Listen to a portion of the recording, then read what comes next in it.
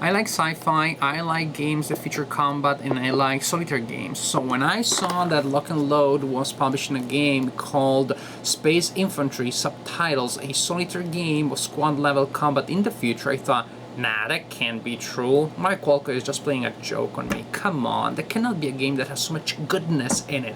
Then I found the game in my mailbox and I thought, okay, the game exists. Then I tried it and I also saw that the game does keep its promises. It is a game with a lot of theme. The sci-fi theme is really everywhere.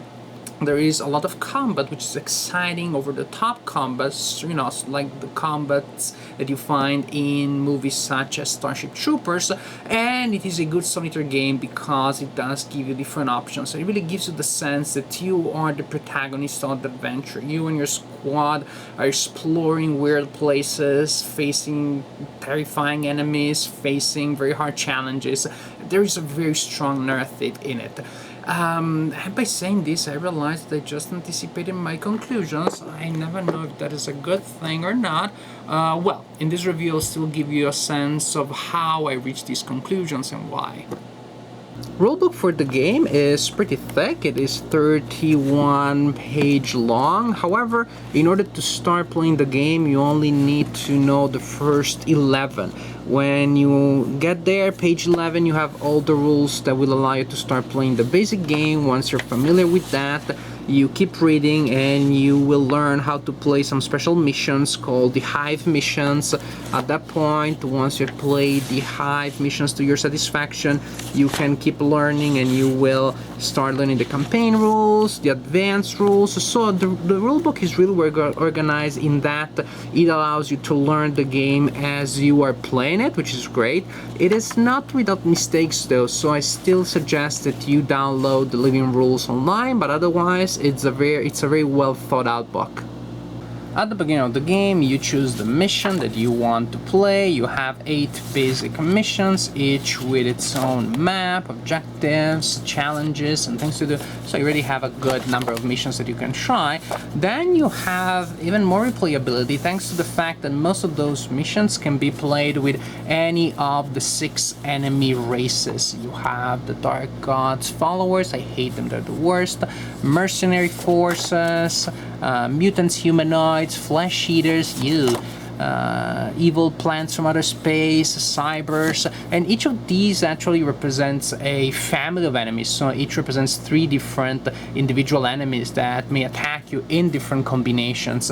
So you play a mission with a different group of enemy going against you, and the game does come out quite differently. It's not one of those cases where changing elements results in a game experience that is not that different. Actually, here fighting against a different enemy changes things a lot. So that does create actual replayability. On top of that, you have even more replayability thanks to the Hive missions that you play using these tiles here that you will place on the table following certain rules, and these will create the map of the enemy area that your squad is exploring. So it is a sort of like a Ravel Shard along Castle Ravenloft in space, pretty cool, with a different map every time, and again you can play a different map and you also can try the Hive with different enemies. Huge replayability. Next, you select your squad. You will always have a squad leader that comes for free, and then you have 110 points to spend. This is the cost of the teams. There are 2 types of teams. The combat teams, which are the blue ones, and their abilities are mainly related to combat. Also, they can take true wounds, but they are different from one another. They do fight differently, so you have different options in the types of combat that you may be able to perform. And then you have the specialists. They have less energy, they can take only 1 wound. They don't fight as often, but they have some specific abilities here. So if you need to perform some specific actions in your mission, for example, if you need to do tracking or somebody who can do scouting, then this is the only guy that can do it. So you have to find a good mix between the combat teams and the specialists that you bring along. Then you select up to 8 resources from a pool, and resources are one-time benefits that include things such as medikits that will heal your units, grenades, smoke grenades to be used in combat, stymo packs will give you a bonus in melee combat, intelligence, thanks to intelligence you can ambush your enemies, So you have an interesting pool of resources to choose from and to use during your mission depending on your strategy. Then you place your squad marker on the board in the starting position and you're good to go. Now during the game you will move from box to box, and in order to move into a new box you need to take a check in the skill that is written on top on that box. So in order to move in there you need to take skill checks in advanced, computer, repair. Different maps will have different combinations of skills that are required. And the number that you see printed there is the number of successes that you need to put together in order to be able to move into that box. Here you need to take check skills for advanced, and you need to be successful 4 times. Now to take a check you will draw a random number from this pool here that contains numbers from 0 to 6. Also there is a little plus symbol there. If you draw that guy, then you draw the 2 random numbers and you add them together, so sometimes you will have very high numbers. So you will draw a random number for each of your team members that can take a check in that skill. So for example in this case any member that has advance on his card can take a check and try to contribute to that mission, to that check. After you draw the numbers, you will divide the numbers that you drew by the level of skill that they have. And the result is the number of successes. For example, let's start from here. 3 divided by 3 is 1. Well, this guy contributes 1 success to this check. This is 2 divided by 3, 0. Well, less than 1 is 0, less than 1 is 0, less 1 by 3, less than 1 is 0. This is a pretty disastrous check because these 4 team members only were able to have 1 successful advance. Then you place a 1 there to remind you of the number of successes that you have, and you can try again next turn. But of course you're wasting time now because you have taken multiple it takes you multiple turns. Suppose you want to try to advance again. Let's see if we get a little luck here this time. Yes, we do a little. 4 divided by 3 is 1 success, still nothing. This is a very hard space to advance into, it seems. Luckily enough, the squad leader has command, so actually he can take a command check, and if he manages to pass that check, oh look at this, he drew a plus. Let's see how much we have. Well, he has an 8, that's pretty good, because 8 divided by 4, which is the command, is trying to use command to influence his team.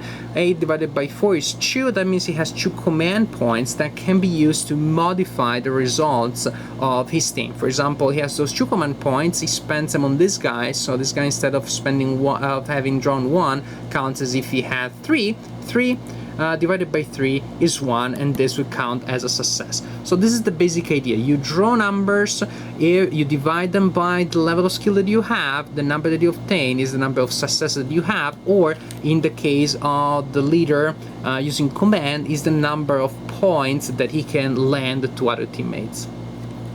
When your team moves to a new space, or if your team starts a turn in a space where an event did not take place yet, then you have to check if you have an event. Events are one-time things, so if you have an event in a space, you will place an event marker there to remind you that that space cannot generate other events.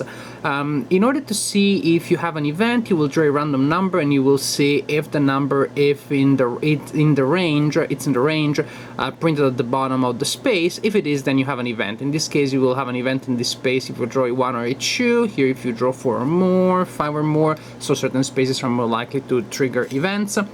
If you do have an event, then you look at the letter on the right of the slash. It may be a letter indicating a special events related to a specific scenario, but in most cases you will have an A or a B or a C. And these 3 letters indicate events that represent combat with the enemy species, race, group that you chose. So in that case, if you have an event of that table, you look at the class indicated by the letter, you draw a random number, and you cross-reference on this table to see what type of encounter you have. For example, I had an event of type A. With A1, I encounter 1 mutant. As you can see, Class B and Class C represent more dangerous events because these three enemies are of different levels of difficulties, and these two guys at the bottom are more dangerous than the regular mutants. Anyways, once I have seen what are the enemies that I'm encountering, how many of them, I place generic markers here to remind me of the enemies that I have to face. Suppose actually I have three enemies, three mutants. Then the first round of combat, I have to draw a random event to set the range of the combat. Combat can happen at melee range or at fire range, and actually you have to check that every turn the enemies move around, and you have to adjust to the combat style that they force upon you. So I draw a number, and suppose that we draw a number that tells us that we're going to have a round of combat at fire, using fire. So as you can see, the enemies have a rating for fire, and then at that point you will look at your combat members, the ones that will participate to the combat, and they also have a rating in that skill. And then you basically take checks for the skill that is involved. The first round of combat, we said, is going to be fire, so all of your team members that can fire and all the enemies will take a skill check based on fire. We said we have three enemies here, and then you just count the number of successes that you have using the usual procedure, and each success is a wound that is inflicted on the enemy. For example, this is 3 by 3 is 1, 4 divided by 4 is 1 again, 6 divided by 3 is 2. So actually here I have a total of 4 hits. These guys are pretty good. And here the mutants have a fire of 4, so this is more than 1, so 1 success, and these are less than 1, so it's 0. So the mutants will inflict a wound of one of my team members, and I will assign that, and then following a certain procedure I will assign wounds to my enemies. And then you have another round of combat, and you again will determine the range, but this time you use the range that you're using. For example, we had a round of combat at fire, then I draw a counter and I check the fire column to see if we keep firing at each other or if we switch to melee, and if we were doing melee we'd use the other column, and you keep taking checks like this and inflicting wounds on each other until one of the two teams is completely dead. And there are many more things that you can do and options that you can use, especially if you use the advanced rules, but this is the general idea of the game. Your team moves on the map, taking checks to enter new locations and taking checks to see if there are events, resolving the events that you may have, and what you're trying to do is to complete the mission. Each mission will have different goals. Usually a mission will require you to reach a certain space or certain spaces and to perform certain actions there. For example, in this scenario, you were looking for scientists that have been reported missing, and you will be looking for them in these spaces here with a question mark, and once you reach these spaces, then you will draw numbers to see if you're able to rescue a certain number of them. So you win the game if you complete the mission, but it may also be that all your team members are dead, in which case, of course, you lose the mission. It may also be that your team is in such a bad shape that they don't think you'll be able to complete the mission anyway, so you just abort the mission, in which case also you lose. Or you may run out of time. You only have a certain amount of turns that you can use to complete the mission. So actually, if you spend a lot of time trying to enter a new space, you're wasting time, and that means that you are reducing your chances of winning the game. Most missions will give you 30 turns to complete the game, but certain missions may give you less. If the turn track marker reaches space number 0, also you lose the game. I anticipated my conclusions in the introduction, so I can keep the actual conclusions pretty short. Let me just point out once more the incredible replay value of this game. You have the basic missions, then you have the Hive missions. Each time you play a Hive mission, you have a different map because you're drawing tasks from a deck. You combine these types of missions with different types of enemies. You can play with basic rules, advanced rules, optional rules. Just the number of combinations and therefore of game experience that you can have is pretty impressive. Bottom line, this is an extremely entertaining game, bursting with theme, bursting with adventure, high replay value. What's not to love?